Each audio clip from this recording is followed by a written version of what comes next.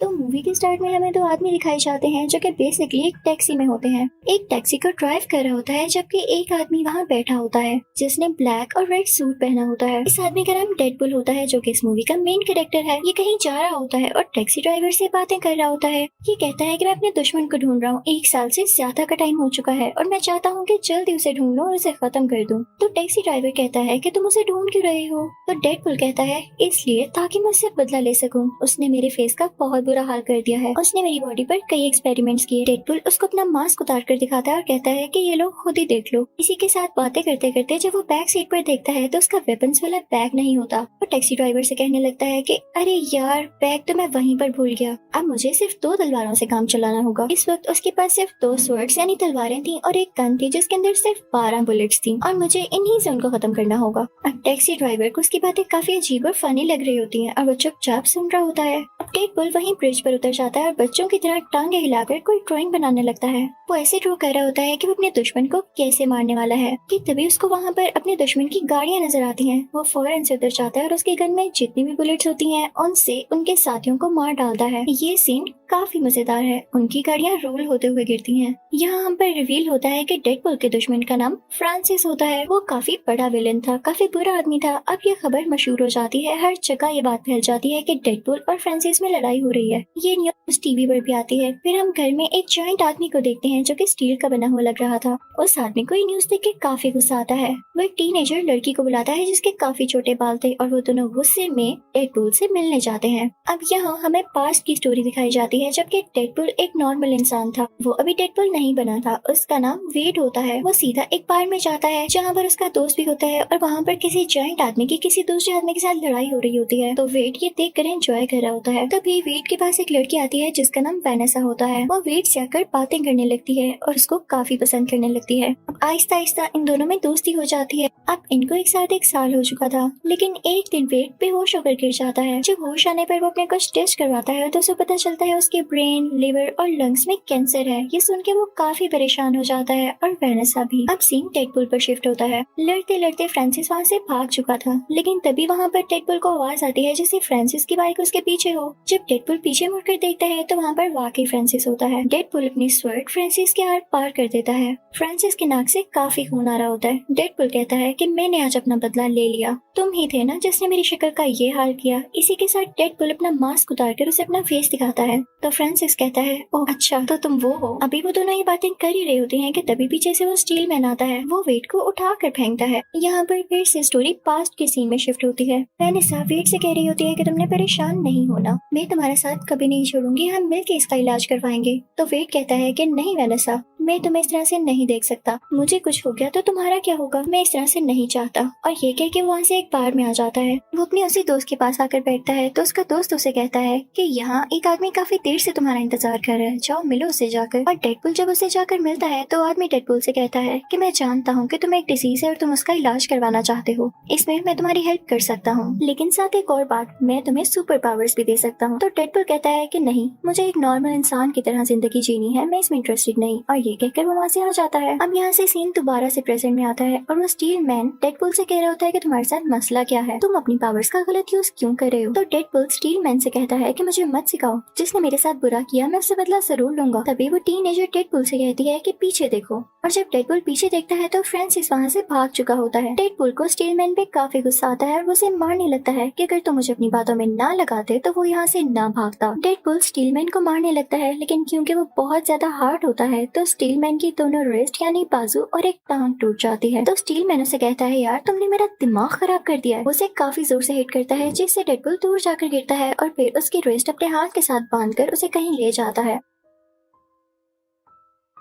अब डेडपुल यहाँ काफी अजीब हरकत करता है। उसे कहने की जगह कि मेरा हाथ खोल दो या वो लोग खुद खोलने की जगह वो अपना हाथ ही काट लेता है। उसके हाथ से काफी खून आने लगता है। कोई नॉर्मल इंसान होता तो वो तो मर ही जाता, लेकिन ये सीक्रेट भी मैं आपको बाद में बताऊंगी कि डेडपुल क्यों नहीं मरा। अब ऐसा करने के बाद डेडपुल ब्रिज से नीचे जंप लगा देता है और एक चंक ट्रक में गिरता है। अब यहाँ से सीन दोबारा से पास में आता है जब डेडपुल एक नॉर्मल इंसान था यानी वेड। वो बेहोश हुआ होता है और जब उसकी आंख खुलती है तो वो किसी जगह पर होता है और उसके आसपास दो लोग होते हैं, एक मेल और एक फीमेल। वो दोनों उसकी बॉडी में कुछ इंजेक्ट करते हैं। वो लोग उसकी बॉडी पर तरह तरह के एक्सपेरिमेंट्स करते हैं और उसे काफी टॉर्चर करते हैं कि उस बेचारे की हालत खराब होने लगती है। कभी उसे इलेक्ट्रिकल शॉक्स दिए जाते हैं, कभी उसे बर्फ जैसे ठंडे पानी में रखा जाता है, कभी उसे बहुत ज्यादा मारा जाता है, यानी सब ऐसी चीजें जिससे वो टॉर्चर फील करे। ये वेट के साथ इसलिए किया जा रहा था ताकि उसकी बॉडी में कुछ चेंजेस आए, लेकिन अभी तक उसकी बॉडी में कोई चेंज नहीं आया था। और ये वो इसलिए कर रहे थे ताकि वेट की बॉडी में कुछ म्यूटेशंस आए और उसमें सुपर एबिलिटीज आए। अब वेट को एक जगह पर बांध कर लेटा दिया जाता है। उसके साथ एक और पेशेंट होता है, उसको भी ये लोग टॉर्चर कर रहे थे। वो वेट को बताता है कि इस डॉक्टर का नाम फ्रांसिस है, यानी अब आपको पता चला कि ये वही फ्रांसिस है जिसके पीछे डेडपुल है, और ये उसके पीछे क्यों है ये भी सुन ले। अब फ्रांसिस वेट के पास दोबारा आता है और उसे एक ऐसे चैम्बर में डाल देता है जिसमें बिल्कुल भी ऑक्सीजन नहीं होती। उधर जाते ही वेट को सांस आना बंद हो जाता है। उसकी बॉडी काफी अजीब होने लगती है, जैसे उस पर किसी ने एसिड फेंक दिया हो और वो चलने लगी हो। फ्रांसिस उससे बातें करने लगता है, लेकिन वेट चुप होता है और जैसे ही फ्रांसिस जाता है तो वेट अपने मुंह से एक मैच स्टिक निकालता है। उसके चैम्बर से एक पाइप कनेक्टेड था जो कि सीधा सिलेंडर तक जाता था। मैच स्टिक चलाकर वहाँ फेंक देता है। पाइप आग पकड़ लेता है और पूरी लैब को आग लग जाती है। अब वेट वहाँ से बाहर निकल आता है और फ्रांसिस पर अटैक करने लगता है, लेकिन फ्रांसिस उसे पुश करता है जिससे वेट नीचे गिर जाता है क्योंकि उसकी बॉडी काफी वीक हो चुकी थी।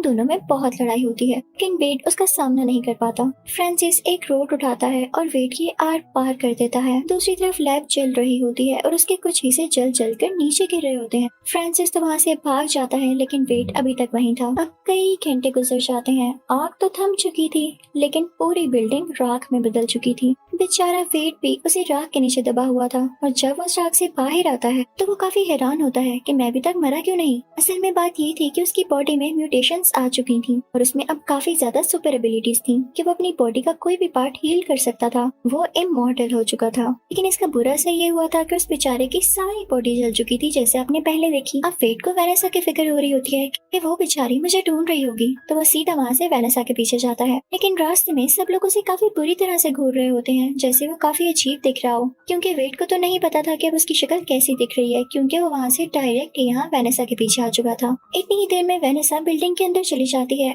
और जब वेट बाहर शीशे में अपना फेस देखता है तो काफी दुखी हो जाता है। वो अपना फेस देख के कहता है कि वेनेसा मुझे कभी एक्सेप्ट नहीं करने वाली। वहाँ से वेट सीधा उस बार में जाता है जहाँ पर उसका दोस्त होता है। वो अपने दोस्त से कहता है कि देखो मेरी शक्ल का क्या हाल हुआ, अब वेनेसा मुझे कभी नहीं बुलाने वाली। तो उसका दोस्त कहता है कि वाकई अब इसका क्या हाल है। वेट कहता है कि बार में वो आदमी भी नहीं है जिसने मुझसे कहा था कि वो मेरा फेस ठीक कर सकता है। तो उसका फ्रेंड कहता है कि वो आदमी अगर नहीं है जो तुम्हारी डिजीज ठीक कर सकता है, तो वो आदमी तो है ना जो तुम्हारा फेस ठीक कर सकता है, क्योंकि उसी ने तुम्हारा फेस बिगाड़ा है। तुम उसे ढूंढो। वो तो यही समझ रहा है कि तुम मर चुके हो और तुम्हें कोई सुपर पावर नहीं आई, तो इसीलिए वो तुम्हें वहाँ से छोड़कर चला गया। तो तुम मेरे भाई अपने लिए एक काम करो, अपने लिए एक मास्क और एक सूट तैयार करो जिससे उसे पता चल ही ना सके कि ये तुम हो और तुम जिंदा भी हो। फिर उसके बाद तुम उसको ढूंढना और उस पर अटैक कर देना। मैं तुम्हारा नाम डेडपुल रखता हूँ। और बस यहाँ से वेट का नाम डेडपुल पड़ जाता है। वो अपने घर जाता है और एक व्हाइट कपड़े से अपने लिए मास्क तैयार करता है। यहाँ से उसकी जर्नी स्टार्ट हो जाती है फ्रांसिस को ढूंढने की। अब उसे फ्रांसिस को ढूंढते ढूंढते 1 साल हो चुका था और वो बीच में जब फ्रांसिस को ना ढूंढ पाता तो उसके साथियों को मार डालता। अब वो वक्त भी आता है जब वो अपने लिए एक बहुत अच्छा ब्लैक और रेड सूट तैयार करता है। अब फाइनली वो दिन आ जाता है जब डेडपुल को खबर मिलती है कि फ्रांसिस कहाँ हो सकता है। उसे वहाँ पर वही आदमी मिलता है जिसने उसे कहा था कि उसकी डिजीज ठीक कर सकता है। तो डेडपुल समझ जाता है कि इसका जरूर फ्रांसिस से कोई ना कोई लिंक है। वो उससे गुस्से से पूछता है कि कहाँ है फ्रांसिस। तो वो बेचारा आदमी डर जाता है और उसे बता देता है। अब सीन वहीं पर शिफ्ट हो जाता है जब हमें मूवी के स्टार्टिंग में दिखाया गया कि डेडपुल टैक्सी ड्राइवर के साथ कहीं जा रहा होता है। अब पास्ट और प्रेजेंट के सीन्स मर्ज हो जाते हैं और रियल स्टोरी यहीं से स्टार्ट होती है जहाँ पर डेडपुल उस जंक ट्रक में गिर चुका था। अब डेडपुल को होश आ जाती है और जहाँ पर वो जंक ट्रक रुकता है ये देख के डेडपुल काफी हैरान हो जाता है, क्योंकि वो किसी बूढ़ी औरत का घर था जो उसके साथ लॉन्ड्री में आया करती थी। जब डेडपुल यानी वेट कपड़े धोने आता था, उसी बूढ़ी औरत ने वेट को एक सजेशन दिया था कि तुम अपना सूट ब्लैक और रेड कलर में तैयार करो। उन दोनों में काफी दोस्ती हो गई हुई थी कि वो बूढ़ी औरत ब्लाइंड होती है और वो वेट की शक्ल नहीं देख पाती, लेकिन यहाँ वेट उस बूढ़ी औरत को खुद ही बता देता है कि मेरे साथ क्या क्या हुआ। और यहाँ हम पर यह भी रिवील होता है कि जब वेट यानी डेडपुल का कोई बॉडी पार्ट कट जाए तो वो दोबारा से हील करके रीग्रो हो जाता है। ये उसकी सुपर पावर्स होती हैं, सुपर एबिलिटीज होती हैं। तो वो बूढ़ी औरत से कहता है क्या मैं यहाँ तब तक रुक सकता हूँ जब तक कि मेरा हाथ वापस नहीं आ जाता, क्योंकि उसके बाद मुझे फ्रांसिस को ढूंढना है। अब हम फ्रांसिस को उसी फीमेल फ्रेंड के साथ देखते हैं जिसके साथ मिलकर उसने वेड में कुछ इंजेक्ट किया था। अब वो दोनों सीधा वेड के फ्रेंड की पार्ट में जाते हैं। वो दोनों से पूछते हैं कि कहाँ है वेड, तो वो कहता है मैं नहीं जानता। फिर तभी वहाँ पे फ्रांसिस की दोस्त को वेड और वेनेसा की पिक्चर मिलती है। तो वो फ्रांसिस से कहती है कि फ्रांसिस मैं वेनेसा को जानती हूँ, अब वेड तक पहुँचना हमारे लिए आसान है। अब उन लोगों के चाहते ही वेड का फ्रेंड जो कि बाहर में होता है वेड को कॉल करके सब कुछ बताता है। तो वेड काफी परेशान हो जाता है और सीधा उस जगह जाता है जहाँ पर वेनेसा काम करती थी। वो एक बार थी। वहाँ पर जाकर वो सब लोगों से पूछने लगता है कि क्या आपने वेनेसा को देखा है, वो मेरी दोस्त है। लेकिन जब वेनेसा खुद उसे नजर आती है तो उसमें इतना करेज नहीं होता कि वो उसे बात कर सके, क्योंकि उसे ये लग रहा था कि वेनेसा उसका फेस देख के डर जाएगी। तो वहाँ से वो वॉशरूम में चला जाता है। उतनी ही देर में वेनेसा को कोई बताता है कि कोई आपको ढूंढ रहा है। वेनेसा समझती है कि वेड आया है। वो काफी एक्साइटेड होकर बाहर जाती है, लेकिन वहाँ वेड तो नहीं होता। लेकिन उसे फ्रांसिस और उसकी दोस्त किडनैप कर लेते हैं। जब डेडपूल डरता डरता वॉशरूम से बाहर आता है कि वेनेसा से बात कर सके, तो उसे वेनेसा कहीं नहीं दिखती। फिर उसे एक टेक्स्ट रिसीव होता है जो कि फ्रांसिस का था। फ्रांसिस का एक फेक नाम भी होता है जो कि एजेक्स होता है। इसी नाम से उसने टेक्स्ट भी किया होता है। ये कहता है कि अगर तुम चाहते हो कि वेनेसा तुम्हें वापस मिल जाए तो इस लोकेशन पर आ जाओ। फिर डेडपूल अपने घर जाता है और सारे वेपन्स ले लेता है। ये अपने साथ स्टीलमैन और उस टीनेजर को भी ले लेता है और वही टैक्सी पकड़ता है जिस पर ये पहले जा रहा था। अब ये लोग जंकयार्ड पहुंच जाते हैं जहाँ पर इनको फ्रांसिस ने मिला था। लेकिन डेडपूल यहाँ पर फिर से अपना वेपन्स वाला बैग टैक्सी में भूल जाता है। डेडपूल कहता है कि यार मेरे पास तो अब स्वॉर्ड ही है, क्या मैं स्वॉर्ड से लड़ूंगा। तभी वहाँ पर फ्रांसिस के साथ ही आ जाते हैं और ऊपर कंटेनर पर फ्रांसिस और उसकी दोस्त खड़े होते हैं। फ्रांसिस अपनी दोस्त को नीचे भेजता है जो कि इन तीनों से फाइट करने लगती है, लेकिन टीनेजर भी काफी तेज होती है, वो उससे फाइट करने लगती है।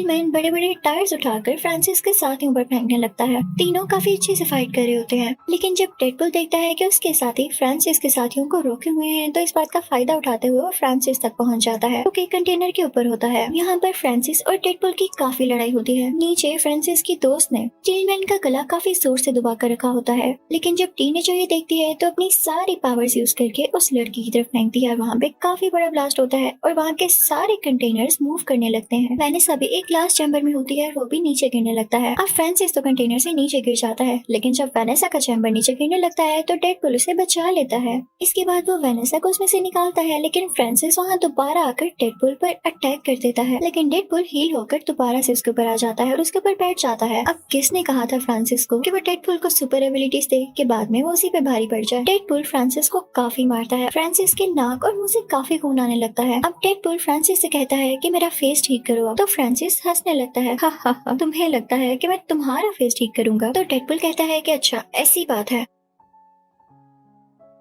इसी के साथ वो अपनी एक छोटी सी गन निकालता है और उस पर शूट करने वाला होता है कि तभी पीछे से स्टीलमैन की आवाज आती है। वो उसे कहता है डेडपूल तुम अपनी पावर्स का गलत यूज करोगे, तुम एक हीरो हो, तुम ऐसा नहीं कर सकते। लेकिन डेडपूल उसकी बात नहीं सुनता, वो फ्रांसिस के फेस पर शूट कर देता है। स्टीलमैन बाहर से जितना ह्यूज और पावरफुल दिखता था, अंदर से वो बेचारा उतना ही डरपोक था। उसे ये सीन देख के वॉमिटिंग होने लगती है। अब इस सब के बाद वेनेसा डेडपूल के पास आती है और उसे पंचेस मारने लगती है। तो डेडपूल उसे कहता है कि ठीक है मार लो, मैं जानता हूँ तुम राइट पर हो और तुम्हारा मुझे पंचेस मारना बनता भी है, लेकिन मैं तुम्हें एक चीज दिखाऊंगा, उसके बाद तो मुझे एक्सेप्ट ही नहीं करोगी। तो वेनेसा कहती है कि ऐसी भी क्या बात है। डेडपूल उसे कहता है कि मेरा फेस मास्क उतार के देखो, तुम्हें खुद ही पता चल जाएगा। तो वेनेसा उसका मास्क उतारती है, उसके नीचे एक और प्रिंट होता है। जब वेनेसा उसे हटाती है तो वहाँ पर डेडपूल का रियल फेस होता है जो कि काफी जला हुआ था। वेनेसा उसका फेस देख के कहती है कि क्या बुरा है इसमें, तुम्हारी आंखें, नाक, मुंह सब कुछ तो ठीक है, स्किन का इशू है तो वो सबको होता है, हर किसी की स्किन वैसे भी फ्लॉलेस नहीं होती, मुझे जल्द ही इसकी आदत हो जाएगी, लेकिन मैं तुम्हें छोड़ कर नहीं जाने वाली। दोनों बहुत खुश होते हैं,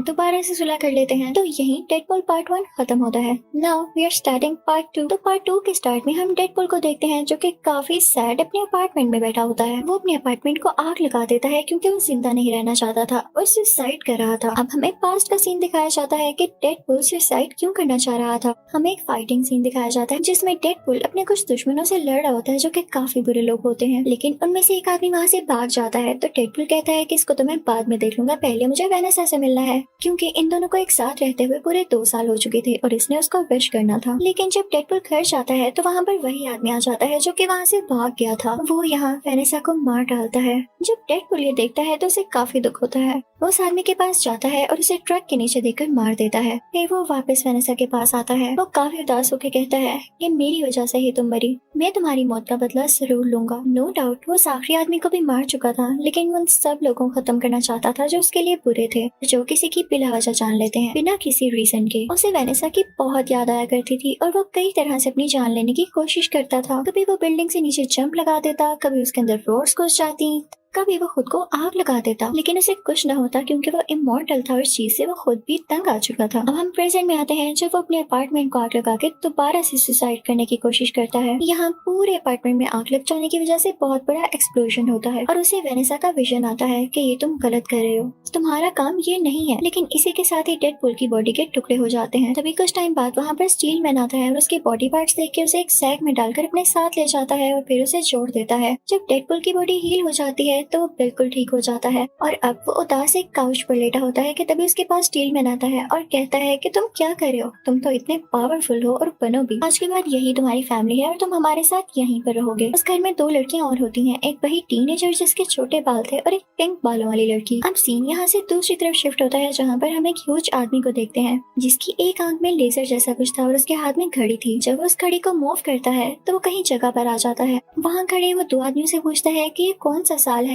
मैं किस ईयर में हूँ। लेकिन इससे पहले कि वो आदमी कोई जवाब देते वो उनको मारकर उनकी गाड़ी लेकर वहाँ से चला जाता है। अब सीन दोबारा से वहाँ शिफ्ट होता है जहाँ पर वो चारों रह रहे थे, यानी डेडपुल, स्टील मैन, पिंक बालों वाली लड़की और वो टीनेजर। ये सब अपनी टीम को एक्स मैन की टीम कह रहे होते हैं। अब टीनेजर स्टील मैन से कह रही होती है कि आपको बहुत ट्रस्ट है ना डेडपुल पर। मुझे तो डेडपुल बिल्कुल भी कंसिस्टेंट नहीं लगता है, ये कुछ भी ठीक से डिसाइड नहीं कर पाता, कभी सुसाइड करने की ट्राई करता है और कभी कुछ ज्यादा इमोशनल हो जाता है। तो डेडपुल फौरन से बोल पड़ता है कि तुम लोग परेशान नहीं हो, मैं खुद को ठीक करूंगा। मैं जितने दिन इस घर में रहा मैंने बहुत कुछ सीखा और हम बहुत अच्छी एक्समैन टीम बनेंगे।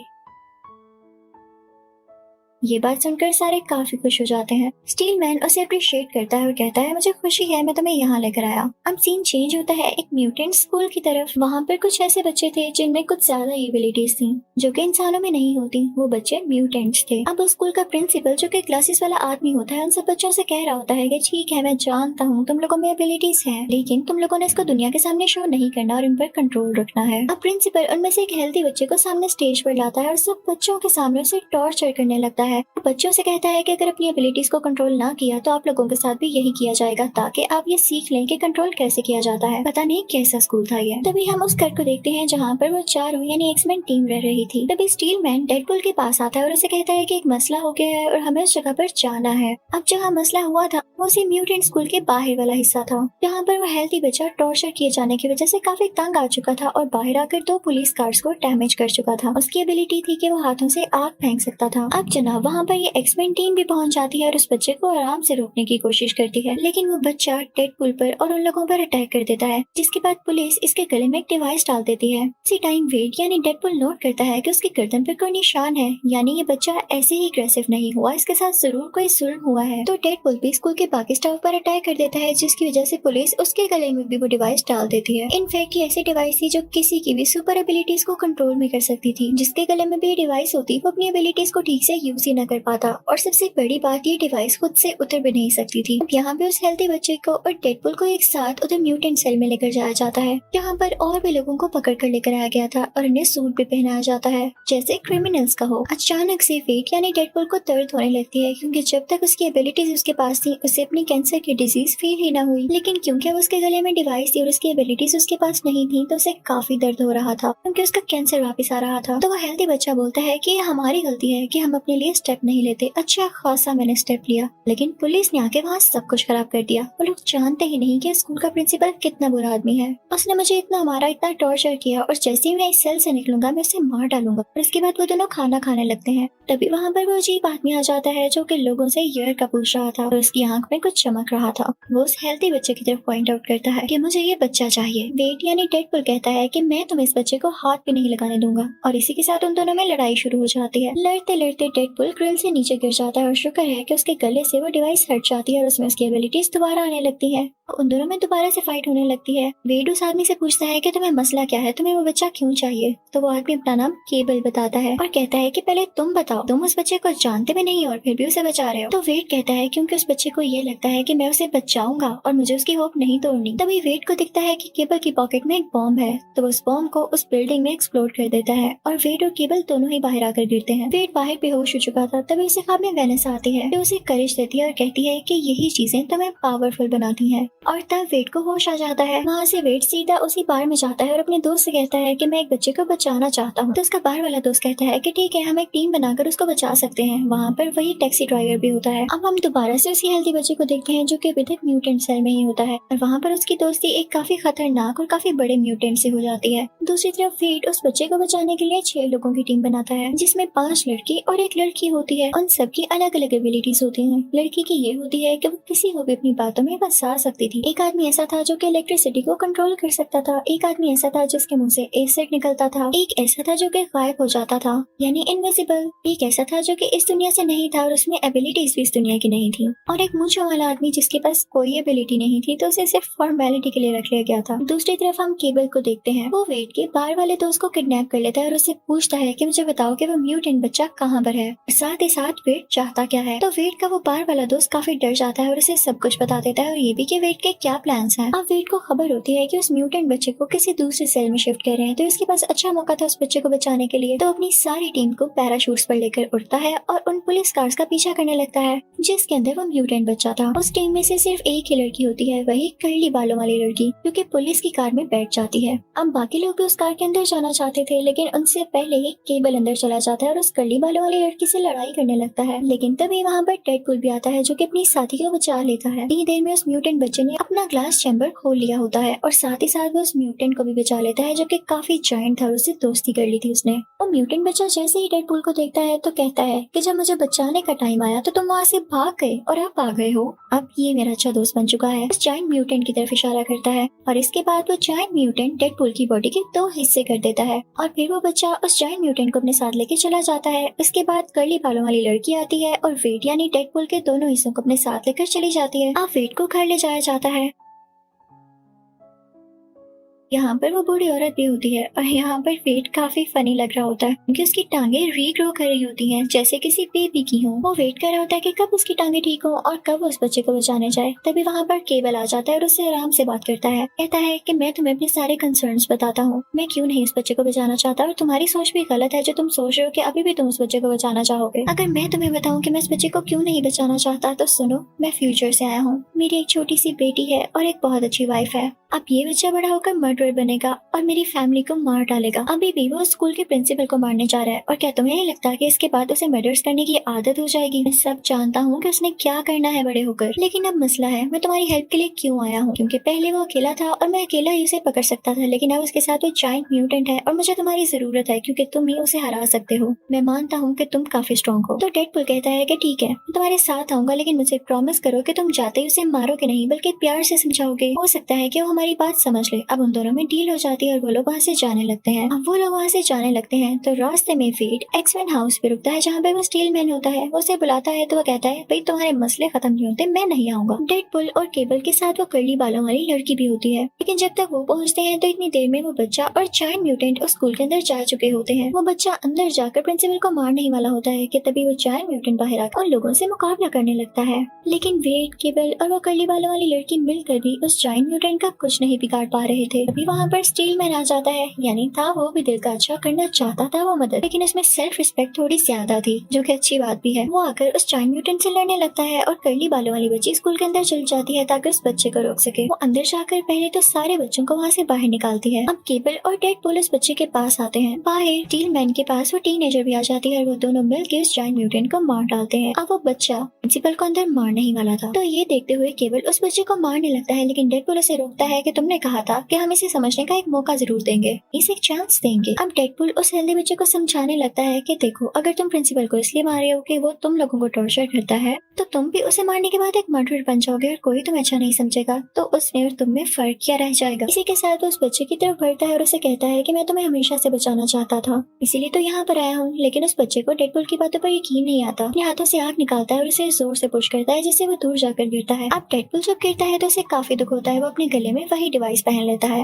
हेल्दी बच्चे से कहता है कि ठीक है, अगर तुम्हें शक है कि मैं तुम्हें कोई नुकसान पहुंचाऊंगा तो ठीक है, मैंने डिवाइस पहन ली, मेरी सारी एबिलिटीज खत्म हो गई, अब मैं मर सकता हूँ तो तुम मुझे मार लो। लेकिन केवल इसी के साथ ही उस बच्चे को शूट करने लगता है और वो गोली चला देता है, लेकिन तभी बीच में डेडपुल आ जाता है। गोली उसको लग जाती है। यहाँ पर हेल्दी बच्चा फौरन से वेट के पास भाग कर आता है और उसे सॉरी करता है, लेकिन अब काफी देर हो चुकी थी। अब क्योंकि वेट यानी डेडपुल के गले में डिवाइस थी तो उसके बॉडी पार्ट हील नहीं हो सकते थे और इसी के साथ वो मर जाता है। मरने से पहले वो सबसे कहता है कि अगर मुझसे कोई गलती हो गई हो तो माफ कर देना, मेरा तुम लोगों के साथ अच्छा टाइम गुजरा। मरने के बाद वो वेनेसा के पास पहुंच जाता है तो वेनेसा उसे गले से लगाकर कहती है कि तुम इतनी जल्दी आ गए, अभी तो दुनिया को तुम्हारी जरूरत थी, तुम वापस एक्समैन टीम में जाओ। उधर केबल को भी काफी दुख हो रहा होता है कि उसने क्या कर दिया। वो अपनी वॉच को मूव करने लगता है, इससे टाइम रिवर्स हो जाता है और ये उसके पास आखिरी चांस था जो कि उसने अपनी बीवी और बेटी से मिलने के लिए रखा था। टाइम वहीं पर आ जाता है जहाँ पर डेडपुल को गोली लगने वाली होती है। गोली उसे वहीं पर लगती है जहाँ पर उसकी पॉकेट में कॉइन होता है और लकीली वो बच जाता है। तो डेडपुल अब केबल से कहता है कि तुमने मेरी खातिर अपना आखिरी चांस क्यों जाया किया।